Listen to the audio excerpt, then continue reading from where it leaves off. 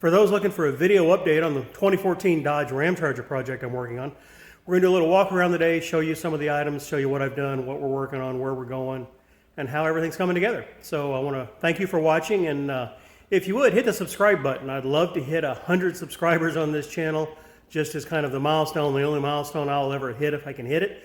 And thank you again, and enjoy. So here you can see where I left off last time with the Ramcharger, with the front clip pulled and setting and ready for some final welding.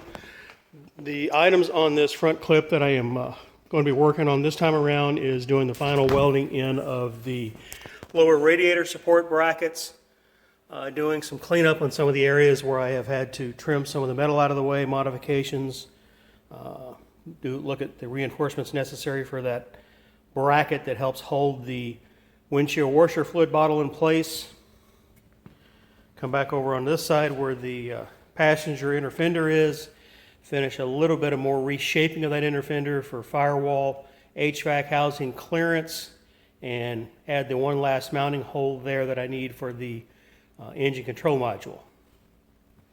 We come back over to the Ramcharger itself. Here you can see it's still sitting on the frame on the jack stands. The wiring harness is unplugged and coiled back out of the way.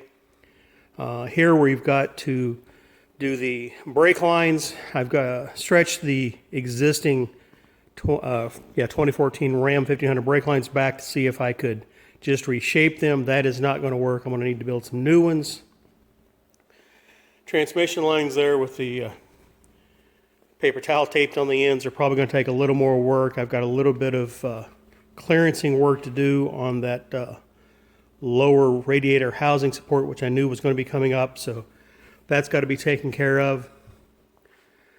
Items like that in this frame, remounting back the ABS controller, doing just a little bit of notching on the passenger side frame horn at the end there to clear the radiators, got to be taken care of. Here you can see the inside of the Ramcharger. I had pulled the wiring harness out of the dash to start the disconnection process and removal.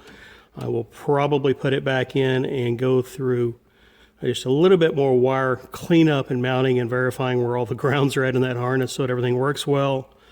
I have got to take the steering column and weld its lower mount in place, and then start looking at modifying the hole through the firewall so that everything will line up and reach the steering box on the outside. The HVAC on the inside is all pretty well in place. One of the things I'll do once I do get to pulling the dash housing back off is start working on the defroster and HVAC ducts. So that work will also be taking place. Several little items here and there. There you can see the inside dash wiring harness laying in the back of the Ramcharger. Several little things here and there that I need to take care of before I get around to pulling the body back off of the chassis.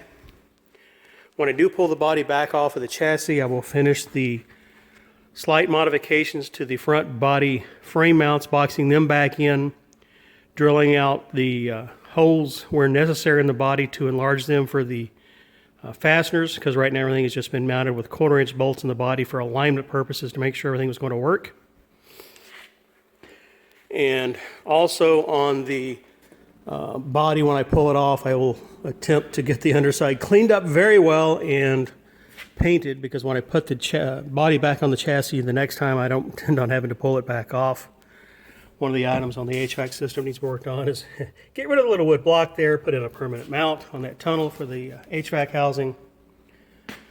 When I do have the body off of the chassis again, this next time I will go through and again, like I did on the body, finish drilling and modifying all of the mounts I've installed to put the correct size hole in place so that the body mounts can be bolted in correctly.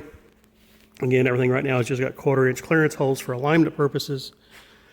And start modifying the rear of the Ram's frame where the spare tire carrier was to mount the Ramcharger fuel tank. That you can see here. Mount that big bad boy back there where the spare tire used to be. I was kind of hoping to keep the Ram spare tire underneath the Ramcharger and use the Ram's side-mounted in-rail fuel tank, but after shortening the frame, there was not enough room for that. So that is not going to happen. Oh, there's one of my temporary ground leads still plugged in. And so I will have to be mounting the, as you've seen earlier in some of the other pictures, the spare in the traditional Ramcharger passenger rear mounted location. Still lots of little things doing wiring here and there, but that'll all come with time. Several plugs and connectors that have been ordered that need to be integrated into the 2014's wiring harness so that all the lights work properly. Other than just fabricating some wires and some connectors, no big issues found there. Everything should work well. So, there you have it. The progress on my 2014 Dodge Ramcharger project. Hope you've enjoyed this, and thank you again for watching.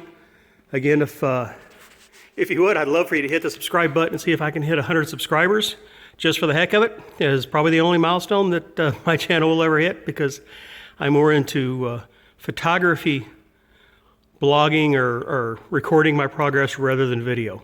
Again, thank you very much and have a great day.